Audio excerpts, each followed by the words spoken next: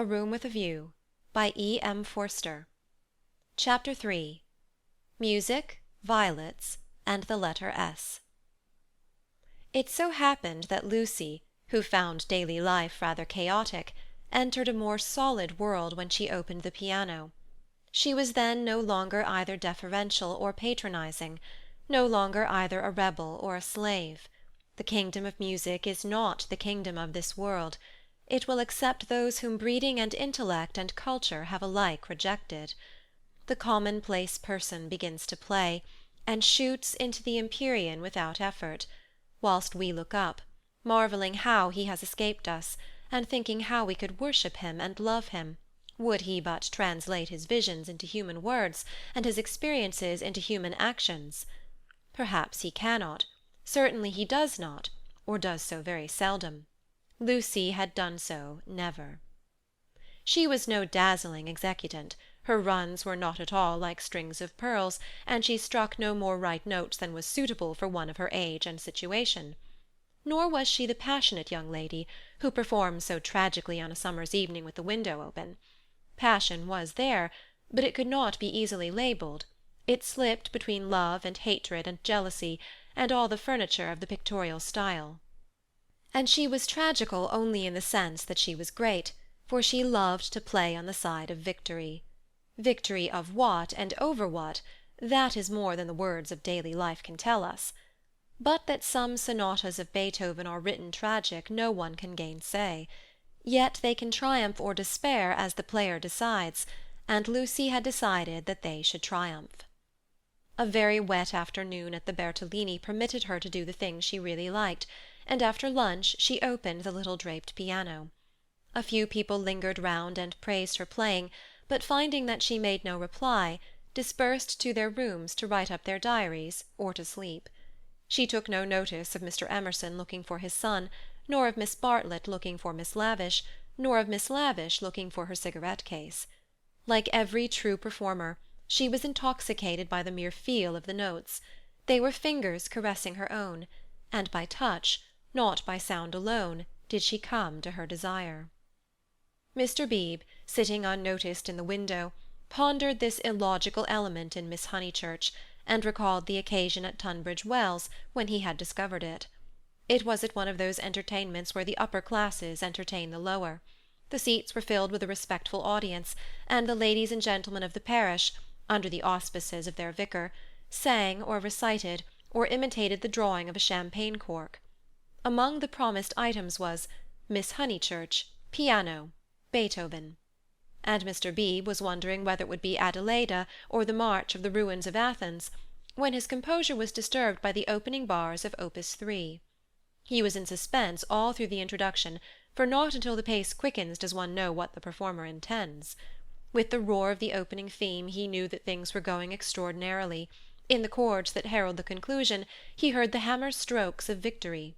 He was glad that she only played the first movement, for he could have paid no attention to the winding intricacies of the measures of 9/16. The audience clapped, no less respectful.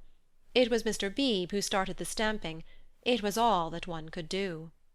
"Who is she?" he asked the vicar afterwards. "Cousin of one of my parishioners. I do not consider her choice of piece happy. Beethoven is usually so simple and direct in his appeal that it is sheer perversity to choose a thing like that, which, if anything, disturbs." "Introduce me." "She will be delighted. She and Miss Bartlett are full of the praises of your sermon." "My sermon!" cried Mr. Beebe. "Why ever did she listen to it?" When he was introduced he understood why, for Miss Honeychurch, disjoined from her music-stool, was only a young lady with a quantity of dark hair and a very pretty, pale, undeveloped face. She loved going to concerts, she loved stopping with her cousin, she loved iced coffee and meringues. He did not doubt that she loved his sermon also. But before he left Tunbridge Wells he made a remark to the vicar, which he now made to Lucy herself when she closed the little piano and moved dreamily towards him. "If Miss Honeychurch ever takes to live as she plays, it will be very exciting, both for us and for her." Lucy at once re-entered daily life. "Oh, what a funny thing! Someone said just the same to mother, and she said she trusted I should never live a duet." "Doesn't Mrs. Honeychurch like music?" "She doesn't mind it, but she doesn't like one to get excited over anything. She thinks I am silly about it. She thinks I can't make out. Once, you know, I said that I liked my own playing better than anyone else's. She has never got over it. Of course, I didn't mean that I played well. I only meant—" "Of course," said he, wondering why she bothered to explain. "Music," said Lucy, as if attempting some generality. She could not complete it, and looked out absently upon Italy in the wet. The whole life of the South was disorganized, and the most graceful nation in Europe had turned into formless lumps of clothes. The street and the river were dirty yellow, the bridge was dirty grey, and the hills were dirty purple. Somewhere in their folds were concealed Miss Lavish and Miss Bartlett, who had chosen this afternoon to visit the Torre del Gallo. "What about music?" said Mr. Beebe. "Poor Charlotte will be sopped," was Lucy's reply. The expedition was typical of Miss Bartlett, who would return cold, tired, hungry, and angelic, with a ruined skirt, a pulpy Baedeker, and a tickling cough in her throat. On another day, when the whole world was singing and the air ran into the mouth like wine, she would refuse to stir from the drawing-room, saying that she was an old thing, and no fit companion for a hearty girl. "Miss Lavish has led your cousin astray. She hopes to find the true Italy in the wet, I believe." "Miss Lavish is so original," murmured Lucy. This was a stock remark, the supreme achievement of the Pension Bertolini in the way of definition. Miss Lavish was so original. Mr. Beebe had his doubts, but they would have been put down to clerical narrowness. For that, and for other reasons, he held his peace. "Is it true," continued Lucy in awestruck tone, "that Miss Lavish is writing a book?" "They do say so." "What is it about?" "It will be a novel," replied Mr. Beebe, "dealing with modern Italy. Let me refer you for an account to Miss Catherine Allen, who uses words herself more admirably than anyone I know." "I wish Miss Lavish would tell me herself. We started such friends. But I don't think she ought to have run away with Baedeker that morning in Santa Croce. Charlotte was most annoyed at finding me practically alone, and so I couldn't help being a little annoyed with Miss Lavish." "The two ladies, at all events, have made it up." He was interested in the sudden friendship between women so apparently dissimilar as Miss Bartlett and Miss Lavish. They were always in each other's company, with Lucy a slighted third. Miss Lavish he believed he understood, but Miss Bartlett might reveal unknown depths of strangeness, though not perhaps of meaning. Was Italy deflecting her from the path of prim chaperon which he had assigned to her at Tunbridge Wells? All his life he had loved to study maiden ladies. They were his specialty, and his profession had provided him with ample opportunities for the work. Girls like Lucy were charming to look at, but Mr. Beebe was, from rather profound reasons, somewhat chilly in his attitude towards the other sex, and preferred to be interested rather than enthralled. Lucy, for the third time, said that poor Charlotte would be sopped. The Arno was rising in flood, washing away the traces of the little carts upon the foreshore. But in the south-west there had appeared a dull haze of yellow, which might mean better weather if it did not mean worse. She opened the window to inspect, and a cold blast entered the room, drawing a plaintive cry from Miss Catherine Allen, who entered at the same moment by the door. "Oh, dear Miss Honeychurch, you will catch a chill. And Mr. Beebe here besides. Who would suppose this is Italy? There is my sister actually nursing the hot water can. No comforts or proper provisions." She sidled towards them and sat down, self-conscious as she always was on entering a room which contained one man, or a man and one woman. "I could hear your beautiful playing, Miss Honeychurch, though I was in my room with the door shut. Doors shut, indeed, most necessary. No one has the least idea of privacy in this country, and one person catches it from another." Lucy answered suitably.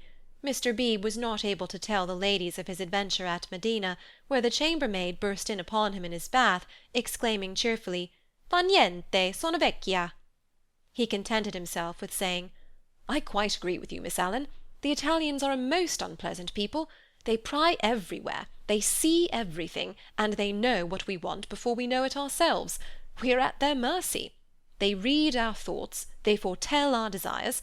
From the cab-driver down to Giotto, they turn us inside out, and I resent it. Yet in their heart of hearts they are, how superficial! They have no conception of the intellectual life. How right is Signora Bertolini, who exclaimed to me the other day, "Oh, Mr. Beebe, if you knew what I suffer over the children's education! I won't have my little Victoria taught by an ignorant Italian what can't explain nothing." Miss Allen did not follow, but gathered that she was being mocked in an agreeable way. Her sister was a little disappointed in Mr. Beebe, having expected better things from a clergyman whose head was bald, and who wore a pair of russet whiskers. Indeed, who would have supposed that tolerance, sympathy, and a sense of humour would inhabit that militant form? In the midst of her satisfaction, she continued to sidle, and at last the cause was disclosed. From the chair beneath her she extracted a gun-metal cigarette-case, on which were powdered in turquoise the initials E.L. "That belongs to Lavish," said the clergyman. "A good fellow, Lavish, but I wish she'd start a pipe." "Oh, Mr. Beebe!" said Miss Allen, divided between awe and mirth. "Indeed, though it is dreadful for her to smoke, it is not quite as dreadful as you suppose. She took to it, practically in despair, after her life's work was carried away in a landslip. Surely that makes it more excusable." "What was that?" asked Lucy. Mr. Beebe sat back complacently, and Miss Allen began as follows. "It was a novel, and I am afraid, from what I can gather, not a very nice novel. It is so sad when people who have abilities misuse them, and I must say they nearly always do. Anyhow, she left it almost finished in the grotto of the Calvary at the Cappuccini Hotel at Amalfi while she went for a little ink. She said, 'Can I have a little ink, please?' But you know what Italians are. And meanwhile the grotto fell roaring on to the beach, and the saddest thing of all is that she cannot remember what she has written. The poor thing was very ill after it, and so got tempted into cigarettes. It is a great secret, but I am glad to say that she is writing another novel. She told Teresa and Miss Pole the other day that she had got up all the local colour. This novel is to be about modern Italy, the other was historical. But that she could not start till she had an idea. First she tried Perugia for an inspiration, then she came here. This must on no account get round. And so cheerful through it all. I cannot help thinking that there is something to admire in everyone, even if you do not approve of them." Miss Allen was always thus being charitable against her better judgment. A delicate pathos perfumed her disconnected remarks, giving them unexpected beauty, just as, in the decaying autumn woods, there sometimes rise odours reminiscent of spring. She felt she had made almost too many allowances, and apologized hurriedly for her toleration. "All the same, she is a little too, I hardly like to say unwomanly, but she behaved most strangely when the Emersons arrived." Mr. Beebe smiled as Miss Allen plunged into an anecdote which he knew she would be unable to finish in the presence of a gentleman. "I don't know, Miss Honeychurch, if you have noticed that Miss Pole, the lady who has so much yellow hair, takes lemonade. That old Mr. Emerson, who puts things very strangely." Her jaw dropped. She was silent. Mr. Beebe, whose social resources were endless, went out to order some tea, and she continued to Lucy in a hasty whisper. "Stomach. He warned Miss Pole of her stomach acidity, he called it, and he may have meant to be kind. I must say I forgot myself and laughed, it was so sudden. As Teresa truly said, it was no laughing matter. But the point is that Miss Lavish was positively attracted by his mentioning S, and said she liked plain speaking, and meeting different grades of thought. She thought they were commercial travellers, drummers was the word she used, and all through dinner she tried to prove that England, our great and beloved country, rests on nothing but commerce. Teresa was very much annoyed, and left the table before the cheese, saying as she did so, 'There, Miss Lavish, is one who can confute you better than I. and pointed to that beautiful picture of Lord Tennyson. Then Miss Lavish said, 'Tut, the early Victorians!' Just imagine! 'Tut, the early Victorians!' My sister had gone, and I felt bound to speak. I said, 'Miss Lavish, I am an early Victorian. At least, that is to say, I will hear no breath of censure against our dear Queen.' It was horrible speaking. I reminded her how the Queen had been to Ireland when she did not want to go, and I must say she was dumbfounded and made no reply. But unluckily Mr. Emerson overheard this part, and called in his deep voice, 'Quite so, quite so. I honour the woman for her Irish visit.' The woman! Ah, I tell things so badly, but you see what a tangle we were in by this time, all on account of S having been mentioned in the first place. But that was not all. After dinner, Miss Lavish actually came up and said, 'Miss Allen, I am going into the smoking-room to talk to those two nice men. Come too.' Needless to say, I refused such an unsuitable invitation, and she had the impertinence to tell me that it would broaden my ideas, and said that she had 4 brothers, all university men, except one who was in the army, who always made a point of talking to commercial travellers." "Let me finish the story," said Mr. Beebe, who had returned. "Miss Lavish tried Miss Pole, myself, everyone, and finally said, 'I shall go alone.'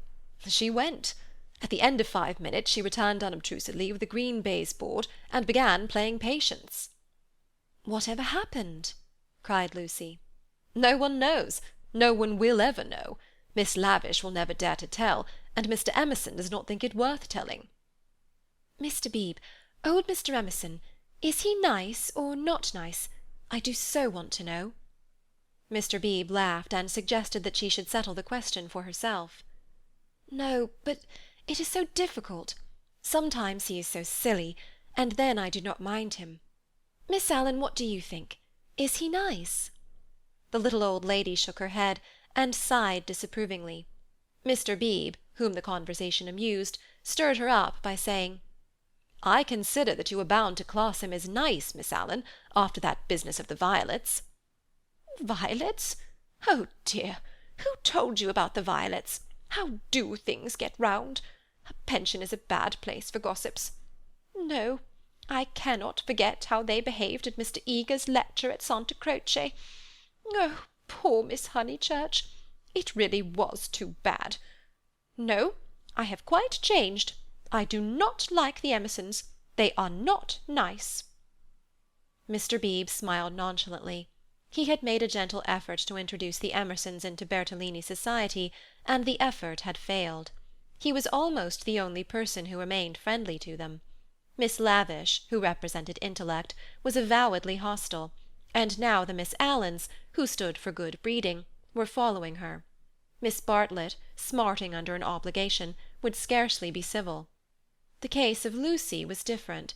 She had given him a hazy account of her adventures in Santa Croce, and he gathered that the 2 men had made a curious and possibly concerted attempt to annex her, to show her the world from their own strange standpoint, to interest her in their private sorrows and joys. This was impertinent. He did not wish their cause to be championed by a young girl. He would rather it should fail. After all, he knew nothing about them, and pension joys, pension sorrows, are flimsy things, whereas Lucy would be his parishioner. Lucy, with one eye upon the weather, finally said that she thought the Emersons were nice, not that she saw anything of them now.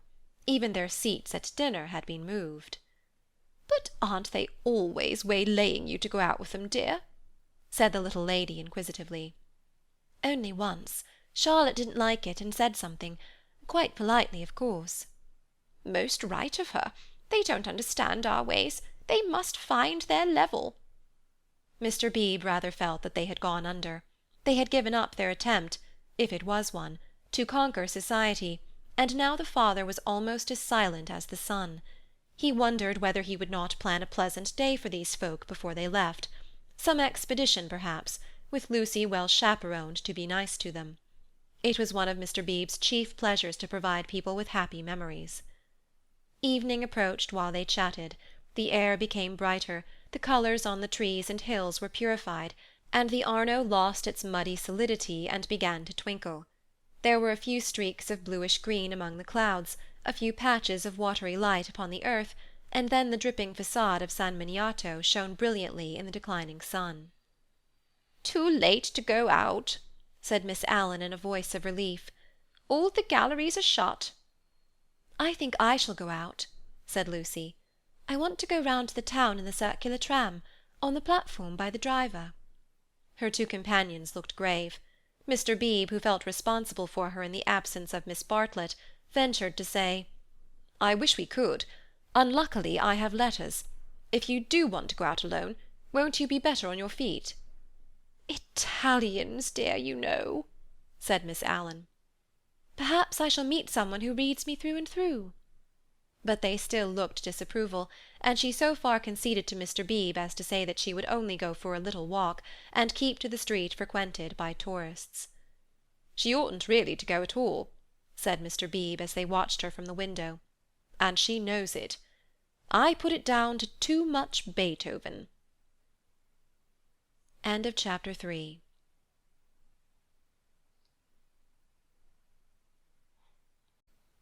A Room with a View by E.M. Forster. Chapter 4. Fourth chapter. Mr. Beebe was right. Lucy never knew her desires so clearly as after music. She had not really appreciated the clergyman's wit, nor the suggestive twitterings of Miss Allen. Conversation was tedious. She wanted something big, and she believed that it would have come to her on the wind-swept platform of an electric tram. This she might not attempt. It was unladylike. Why? Why were most big things unladylike? Charlotte had once explained to her why. It was not that ladies were inferior to men, it was that they were different. Their mission was to inspire others to achievement rather than to achieve themselves. Indirectly, by means of tact and a spotless name, a lady could accomplish much. But if she rushed into the fray herself, she would be first censured, then despised, and finally ignored. Poems had been written to illustrate this point. There is much that is immortal in this medieval lady. The dragons have gone, and so have the knights, but still she lingers in our midst.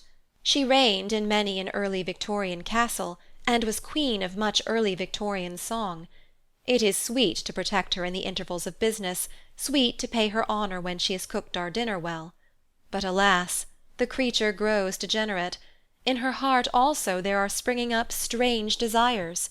She too is enamoured of heavy winds, and vast panoramas, and green expanses of the sea. She has marked the kingdom of this world, how full it is of wealth, and beauty, and war, a radiant crust, built around the central fires, spinning towards the receding heavens. Men, declaring that she inspires them to it, move joyfully over the surface, having the most delightful meetings with other men, happy not because they are masculine, but because they are alive. Before the show breaks up she would like to drop the august title of the eternal woman, and go there as her transitory self. Lucy does not stand for the medieval lady, who was rather an ideal to which she was bidden to lift her eyes when feeling serious. Nor has she any system of revolt. Here and there a restriction annoyed her particularly, and she would transgress it, and perhaps be sorry that she had done so. This afternoon she was peculiarly restive. She would really like to do something of which her well-wishers disapproved. As she might not go on the electric tram, she went to Alinari's shop. There she bought a photograph of Botticelli's Birth of Venus. Venus, being a pity, spoilt the picture, otherwise so charming, and Miss Bartlett had persuaded her to do without it. A pity in art, of course, signified the nude. Giorgione's Tempesta, the Idolino, some of the Sistine frescoes, and the Apoxymenos were added to it. She felt a little calmer then, and bought Fra Angelico's Coronation, Giotto's Ascension of St. John, some Della Robbia babies, and some Guido Reni Madonnas. For her taste was Catholic, and she extended uncritical approval to every well-known name. But though she spent nearly 7 lire, the gates of liberty still seemed unopened. She was conscious of her discontent. It was new to her to be conscious of it. "The world," she thought, "is certainly full of beautiful things, if only I could come across them." It was not surprising that Mrs. Honeychurch disapproved of music, declaring that it always left her daughter peevish, unpractical, and touchy. "Nothing ever happens to me," she reflected, as she entered the Piazza Signoria and looked nonchalantly at its marvels, now fairly familiar to her.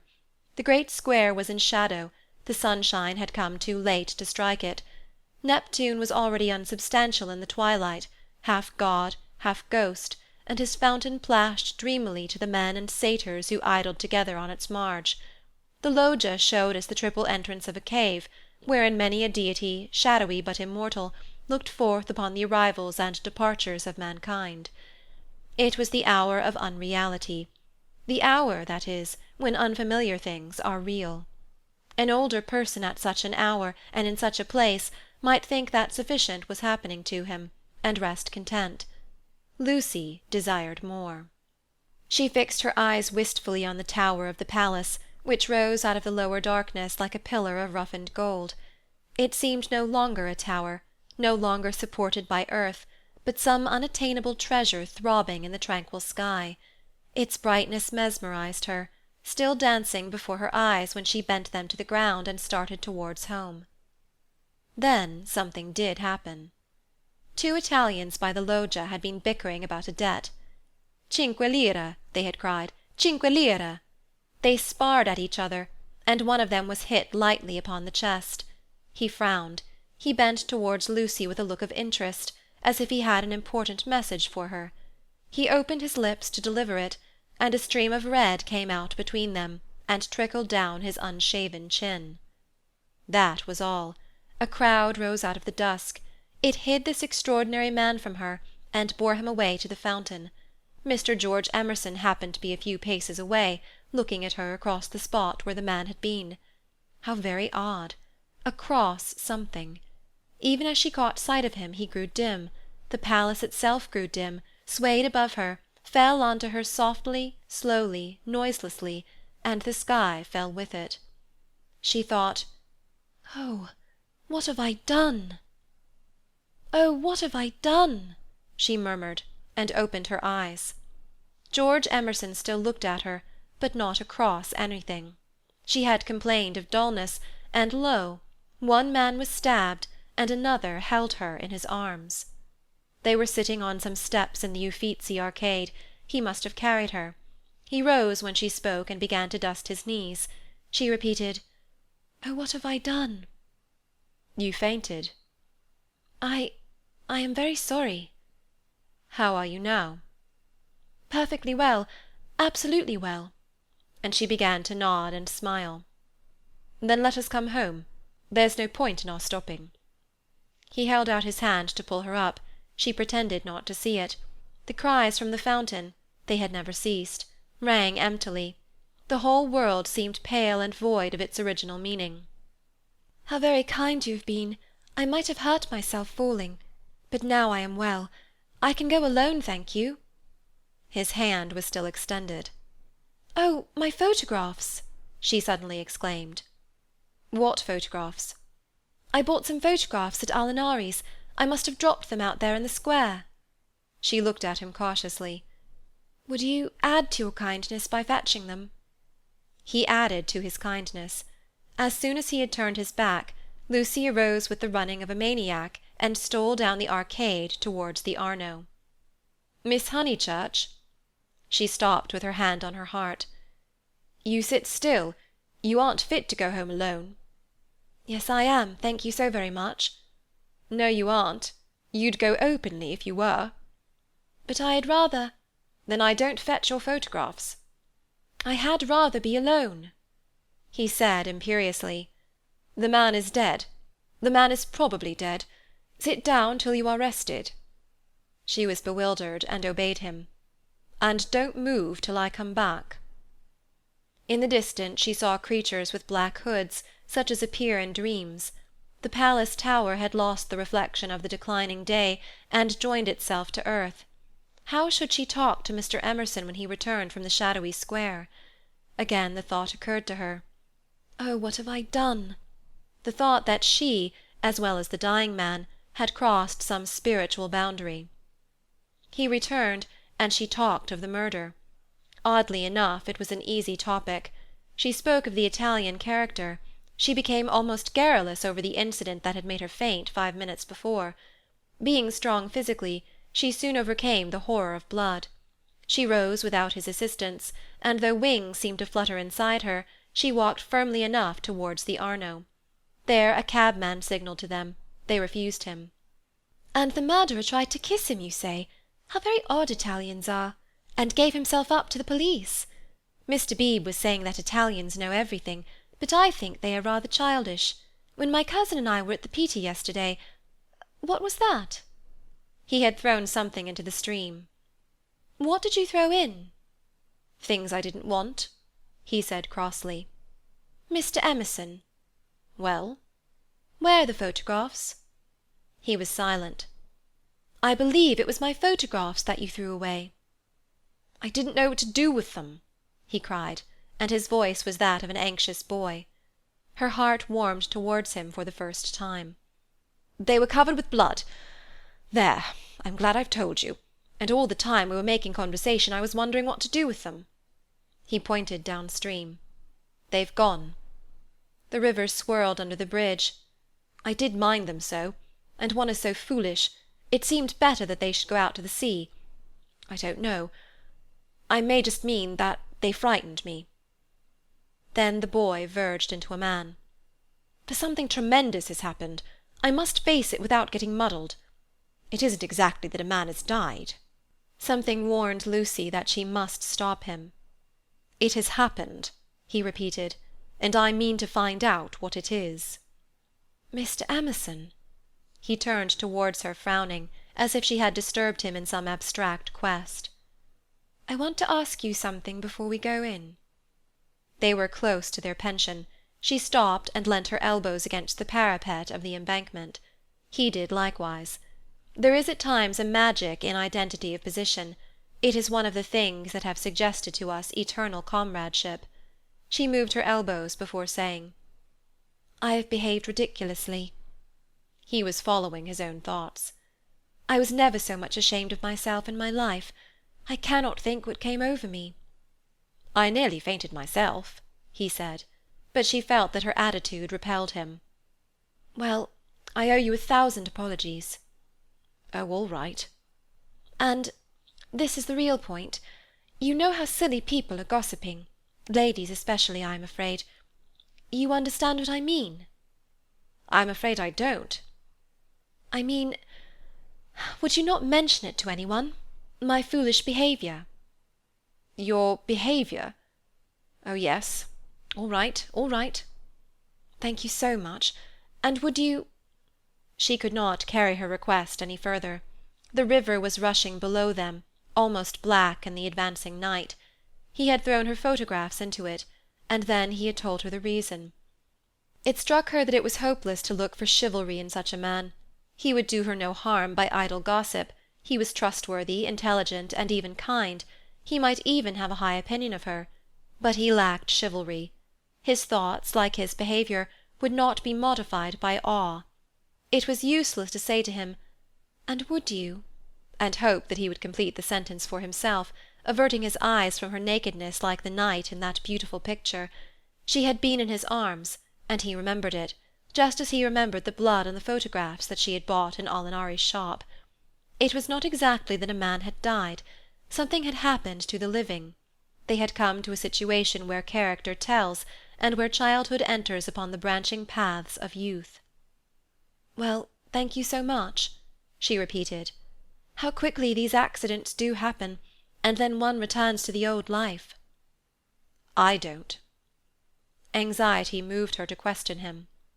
His answer was puzzling. "I shall probably want to live." "But why, Mr. Emerson? What do you mean?"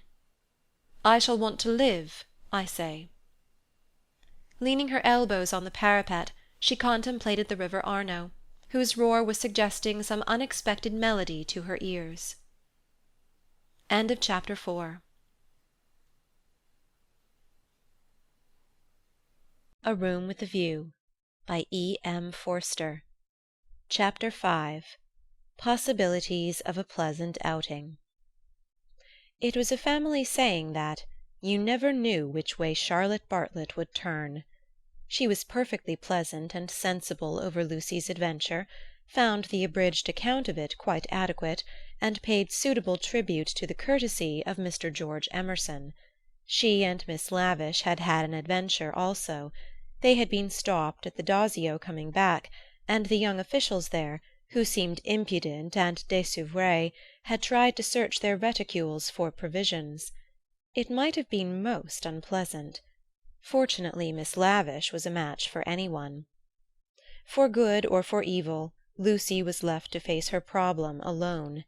None of her friends had seen her, either in the piazza or later on by the Embankment.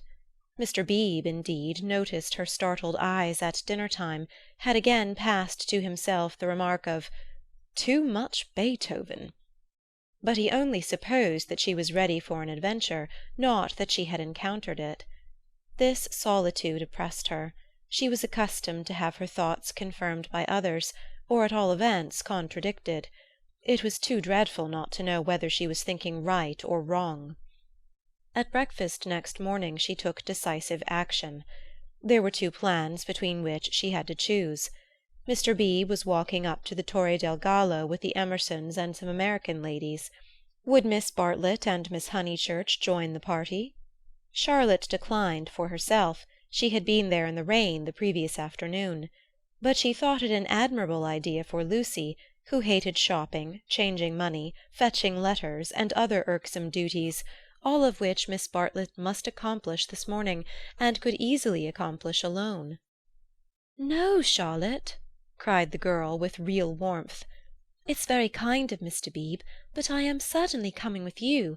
I had much rather—" "Very well, dear," said Miss Bartlett, with a faint flush of pleasure that called forth a deep flush of shame on the cheeks of Lucy. How abominably she behaved to Charlotte, now as always! But now she should alter. All the morning she would be really nice to her. She slipped her arm into her cousin's, and they started off along the Lungarno. The river was a lion that morning in strength, voice, and colour. Miss Bartlett insisted on leaning over the parapet to look at it. She then made her usual remark, which was, "How I do wish Freddy and your mother could see this too." Lucy fidgeted. It was tiresome of Charlotte to have stopped exactly where she did. "Look, Lucia. Oh, you are watching for the Torre del Gallo party. I feared you would repent you of your choice." Serious as the choice had been, Lucy did not repent. Yesterday had been a muddle, queer and odd, the kind of thing one could not write down easily on paper, but she had a feeling that Charlotte and her shopping were preferable to George Emerson and the summit of the Torre del Gallo. Since she could not unravel the tangle, she must take care not to re-enter it. She could protest sincerely against Miss Bartlett's insinuations. But though she had avoided the chief actor, the scenery unfortunately remained. Charlotte, with the complacency of fate, led her from the river to the Piazza Signoria. She could not have believed that stones, a loggia, a fountain, a palace tower, would have such significance. For a moment she understood the nature of ghosts. The exact site of the murder was occupied, not by a ghost, but by Miss Lavish, who had the morning newspaper in her hand. She hailed them briskly. The dreadful catastrophe of the previous day had given her an idea which she thought would work up into a book. "Oh, let me congratulate you," said Miss Bartlett. "After your despair of yesterday, what a fortunate thing! Aha! Miss Honeychurch, come you here? I am in luck. Now you are to tell me absolutely everything that you saw, from the beginning." Lucy poked at the ground with her parasol. "But perhaps you would rather not?" "I'm sorry. If you could manage without it, I think I would rather not." The elder ladies exchanged glances, not of disapproval. It is suitable that a girl should feel deeply. "It is I who am sorry," said Miss Lavish. "We literary hacks are shameless creatures. I believe there's no secret of the human heart into which we wouldn't pry." She marched cheerfully to the fountain and back, and did a few calculations in realism. Then she said that she had been in the piazza since 8 o'clock collecting material. A good deal of it was unsuitable, but of course one always had to adapt. The two men had quarrelled over a 5-franc note. For the 5-franc note she should substitute a young lady, which would raise the tone of the tragedy, and at the same time furnish an excellent plot. "What is the heroine's name?" asked Miss Bartlett. "Leonora," said Miss Lavish. Her own name was Eleanor. "I do hope she's nice." That desideratum would not be omitted. "And what is the plot?" Love, murder, abduction, revenge was the plot. Out it all came while the fountain plashed to the satyrs in the morning sun. "I hope you'll excuse me for boring on like this," Miss Lavish concluded. "It is so tempting to talk to really sympathetic people. Of course, this is the barest outline. There will be a deal of local colouring, descriptions of Florence and the neighbourhood, and I shall also introduce some humorous characters. And let me give you all fair warning. I intend to be unmerciful to the British tourist." "Oh, you wicked woman!" cried Miss Bartlett. "I am sure you are thinking of the Emersons." Miss Lavish gave a Machiavellian smile. "I confess that in Italy my sympathies are not with my own countrymen. It is the neglected Italians who attract me, and whose lives I am going to paint so far as I can. For I repeat and I insist, and I have always held most strongly, that a tragedy such as yesterday's is not the less tragic because it happened in humble life." There was a fitting silence when Miss Lavish had concluded. Then the cousins wished success to her labours, and walked slowly away across the square. "She is my idea of a really clever woman," said Miss Bartlett. "That last remark struck me as so particularly true. It should be a most pathetic novel." Lucy assented. At present her great aim was not to get put into it. Her perceptions this morning were curiously keen, and she believed that Miss Lavish had her on trial for an ingenue. "She is emancipated, but only in the very best sense of the word," continued Miss Bartlett slowly. "None but the superficial would be shocked at her. We had a long talk yesterday. She believes in justice and truth and human interest. She told me also that she has a high opinion of the destiny of woman." "Mr. Eager! Why, how nice! What a pleasant surprise!" "Ah, not for me," said the chaplain blandly, "for I have been watching you and Miss Honeychurch for quite a little time." "We were chatting to Miss Lavish." His brow contracted. "So I saw. Were you indeed? Andate via. Sono occupato." The last remark was made to a vendor of panoramic photographs who was approaching with a courteous smile. "I am about to venture a suggestion. Would you and Miss Honeychurch be disposed to join me in a drive some day this week? A drive in the hills? We might go up by Fiesole and back by Settignano.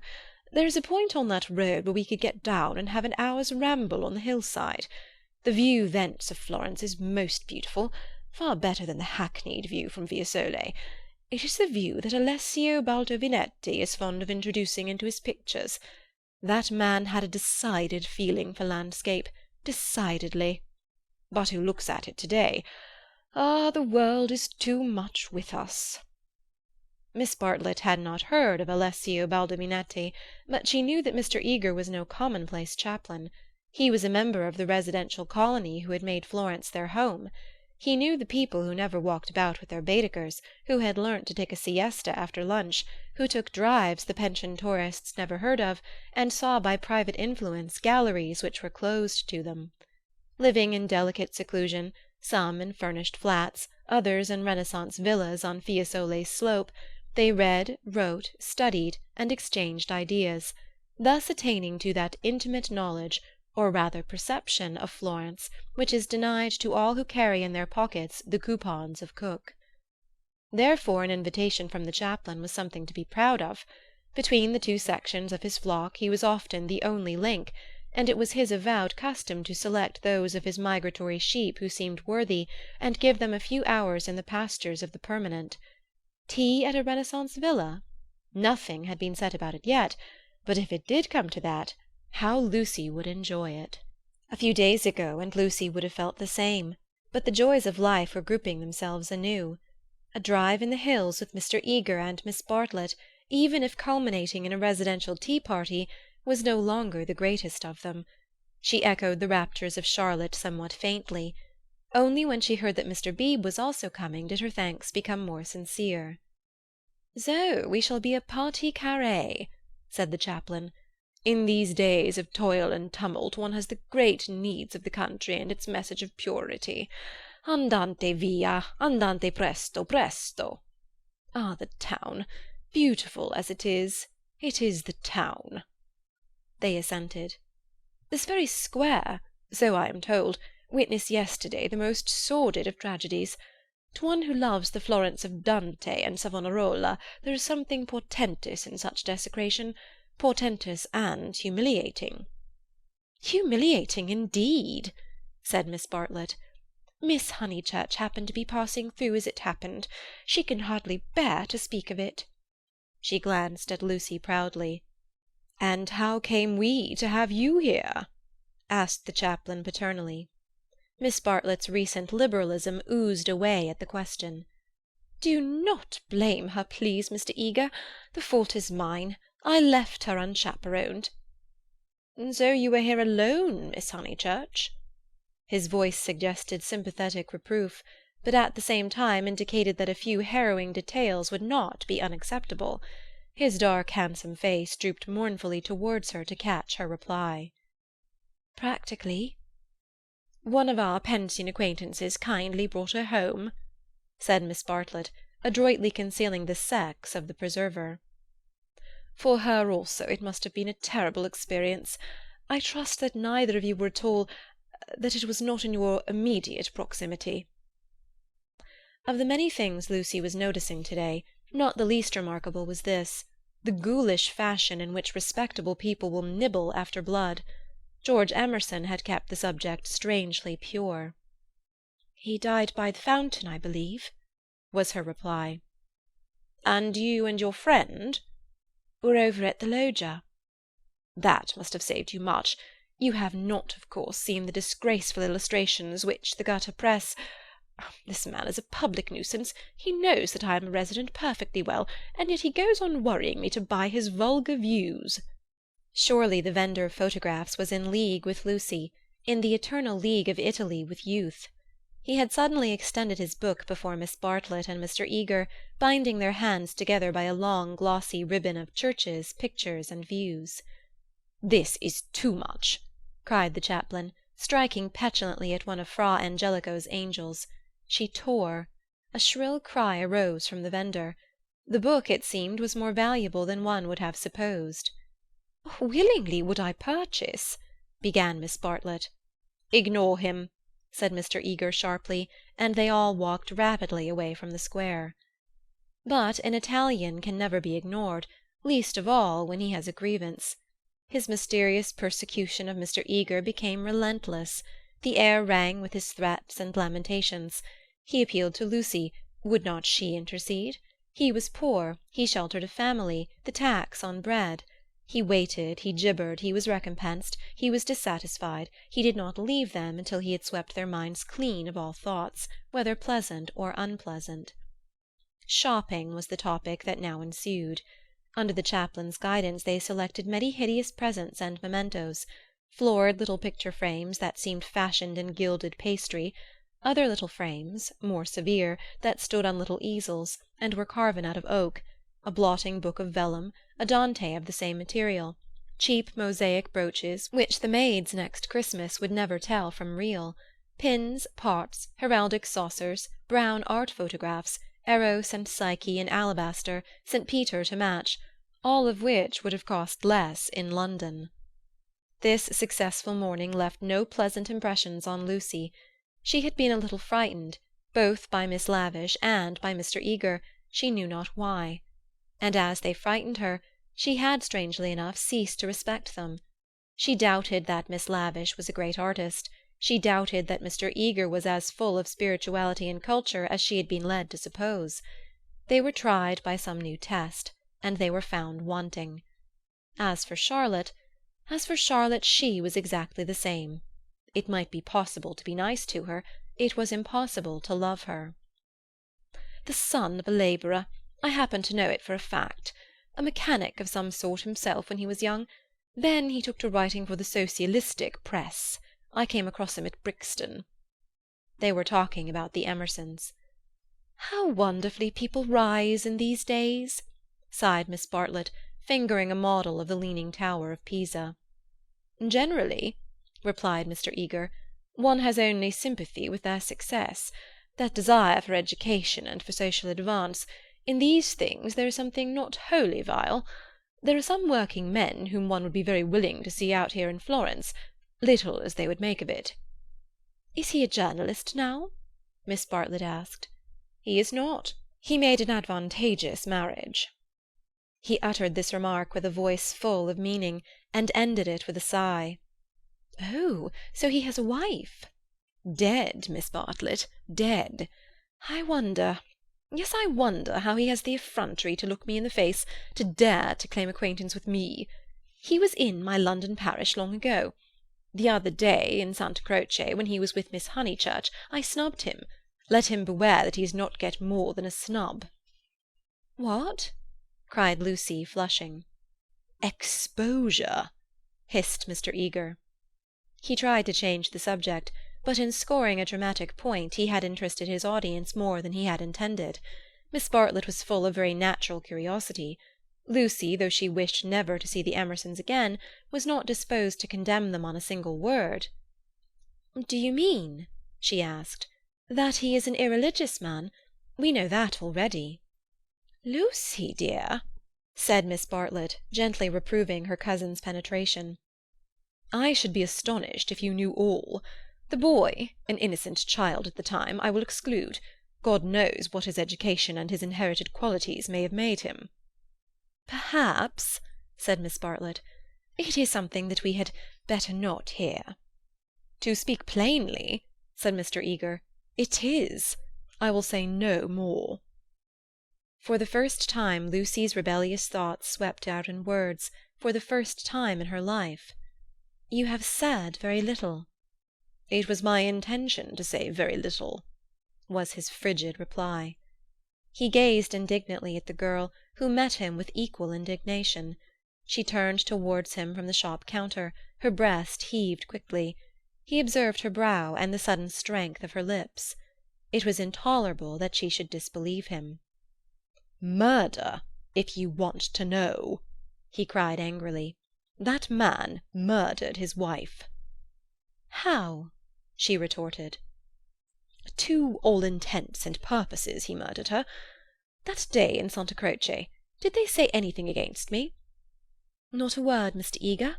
Not a single word." "Oh, I thought they had been libelling me to you.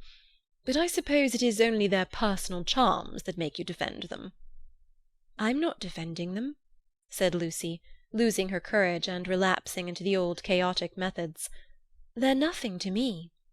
"How could you think she was defending them?" said Miss Bartlett, much discomfited by the unpleasant scene. The shopman was possibly listening. "She will find it difficult, for that man has murdered his wife in the sight of God." The addition of God was striking, but the chaplain was really trying to qualify a rash remark. A silence followed which might have been impressive, but was merely awkward. Then Miss Bartlett hastily purchased the Leaning Tower, and led the way into the street. "I must be going," said he, shutting his eyes and taking out his watch. Miss Bartlett thanked him for his kindness, and spoke with enthusiasm of the approaching drive. "Drive? Oh, is our drive to come off?" Lucy was recalled to her manners, and after a little exertion the complacency of Mr. Eager was restored. "Bother the drive!" exclaimed the girl as soon as he had departed. "It is just the drive we had arranged with Mr. Beebe without any fuss at all. Why should he invite us in that absurd manner? We might as well invite him. We are each paying for ourselves."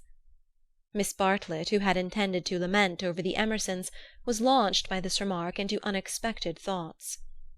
"If that is so, dear, if the drive we and Mr. Beebe are going with Mr. Eager is really the same as the one we were going with Mr. Beebe, then I foresee a sad kettle of fish." "How?" "Because Mr. Beebe has asked Eleanor Lavish to come too." "Oh, that will mean another carriage." "Far worse. Mr. Eager does not like Eleanor. She knows it herself. The truth must be told. She is too unconventional for him." They were now in the newspaper room at the English Bank. Lucy stood by the central table, heedless of Punch and the Graphic, trying to answer, or at all events to formulate the questions rioting in her brain. The well-known world had broken up, and there emerged Florence, a magic city where people thought and did the most extraordinary things. Murder, accusations of murder, a lady clinging to one man and being rude to another, were these the daily incidents of her streets? Was there more in her frank beauty than met the eye? The power, perhaps, to evoke passions, good and bad, and to bring them speedily to a fulfilment? Happily Charlotte, who, though greatly troubled over things that did not matter, seemed oblivious to things that did, who could conjecture with admirable delicacy where things might lead to, but apparently lost sight of the goal as she approached it.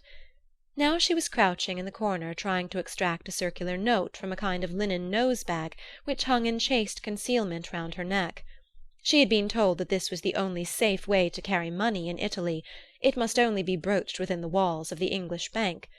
As she groped she murmured, "Whether it is Mr. Beebe who forgot to tell Mr. Eager, or Mr. Eager who forgot when he told us, or whether they have decided to leave Eleanor out altogether, which they could scarcely do, but in any case we must be prepared. It is you they really want. I am only asked for appearances. You shall go with the two gentlemen, and I and Eleanor will follow behind. A one-horse carriage would do for us. Yet how difficult it is." "It is indeed," replied the girl, with a gravity that sounded sympathetic. "What do you think about it?" asked Miss Bartlett, flushed from the struggle and buttoning up her dress. "I don't know what I think, nor what I want." "Oh, dear Lucy, I do hope Florence isn't boring you. Speak the word, and as you know, I would take you to the ends of the earth tomorrow." "Thank you, Charlotte," said Lucy, and pondered over the offer. There were letters for her at the bureau, one from her brother full of athletics and biology, one from her mother, delightful as only her mother's letters could be. She read in it of the crocuses which had been bought for yellow and were coming up puce, of the new parlour-maid, who had watered the ferns with essence of lemonade, and of the semi-detached cottages which were ruining Summer Street, and breaking the heart of Sir Harry Otway. She recalled the free, pleasant life of her home, where she was allowed to do everything, and where nothing ever happened to her. The road up through the pine woods, the clean drawing-room, the view over the Sussex Weald, all hung before her bright and distinct, but pathetic as the pictures in a gallery, to which, after much experience, a traveller returns. "And the news?" asked Miss Bartlett. "Mrs. Vyse and her son have gone to Rome," said Lucy, giving the news that interested her least. "Do you know the Vyses?" "Oh, not that way back. We can never have too much of the dear Piazza Signoria." "They're nice people, the Vyses.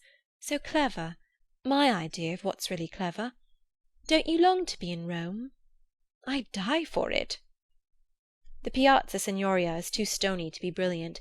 It has no grass, no flowers, no frescoes, no glittering walls of marble or comforting patches of ruddy brick. By an odd chance, unless we believe in a presiding genius of places, the statues that relieve its severity suggest, not the innocence of childhood, nor the glorious bewilderment of youth, but the conscious achievements of maturity. Perseus and Judith, Hercules and Thesnelda, they have done or suffered something, and though they are immortal, immortality has come to them after experience, not before. Here, not only in the solitude of nature, might a hero meet a goddess, or a heroine a god. "Charlotte," cried the girl suddenly, "here's an idea. What if we popped off to Rome tomorrow, straight to the Vyses' hotel? For I do know what I want. I'm sick of Florence. Now you said you'd go to the ends of the earth. Do." Miss Bartlett, with equal vivacity, replied, "Oh, you droll person! Pray, what would become of your drive in the hills?" They passed together through the gaunt beauty of the square, laughing over the unpractical suggestion. End of chapter 5.